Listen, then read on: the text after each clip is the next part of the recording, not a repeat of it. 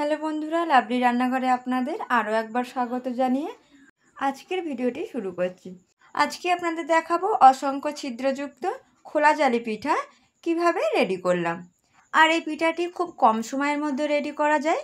আর এটা খেতেও যেমন সুন্দর তেমনই নরম তুলতুলে খুব সুন্দর একটি পিঠা। তো তার জন্য ফার্স্ট আমরা নিয়ে নিলাম চালের গুঁড়া। এখানে আমরা 3 কাপ চালের গুঁড়া নিয়ে নিলাম। এরপর এর মধ্যে দিয়ে দিলাম স্বাদ পরিমাণ লবণ। এখানে আমরা হাফ চা চামচ নুন নিয়ে নিলাম। তারপর দিয়ে দিলাম চিনি। আর এখানে আমরা চিনি 1.5 চামচ মতো চিনি ব্যবহার করলাম। এরপর দিয়ে দিলাম 1 কাপ ময়দা দিয়ে এবার এর মধ্যে আমরা জল দিয়ে খুব সুন্দরভাবে এটা আমরা রেডি করে নেব।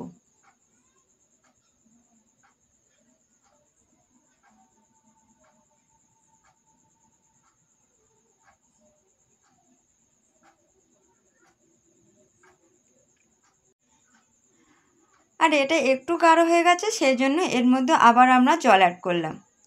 এটা পাতলা করতে হবে, এটা বসা করলে বা ঘন করলে হবে না।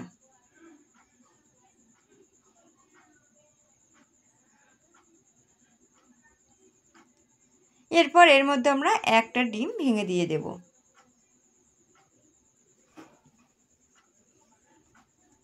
এবার ডিম আর এই ময়দা চালের গুঁড়ার সঙ্গে খুব ভালোভাবে ডিমটা ফেটে নিতে হবে।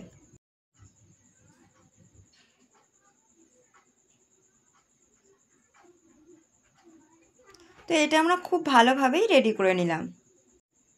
এরপর আমরা চাটুর গায়ে খুব ভালোভাবে সাদা তেল এইভাবে মাখিয়ে নেব। এটা খুব ভালোভাবে গরম হয়ে গেলে এরপর এর মধ্যে আমরা পাতলা করে যেটা রেডি করে রেখেছিলাম সেটা এর মধ্যে দিয়ে দেব। খুব মোটা করব না বা ঘন করব না, এটা আমরা পাতলা করেই করব, তাহলে এটা মোটা হয়ে যাবে, নরম বা সফট হবে না। এটা আমরা রেখে দেব। নিচের পিঠটা যতক্ষণ না হচ্ছে এটা কিন্তু আমরা উল্টাবো না। আর এই পিঠার নিচের পিঠটা হয়ে গেলে মানে অটোমেটিকলি পিঠার কানাগুলো চাটু থেকে ছেড়ে দেবে। তো দেখতেই পাচ্ছেন চাটু থেকে পিঠার কানাগুলো ছেড়ে দিয়েছে। এবার এটা আমরা আবার উল্টে দেব।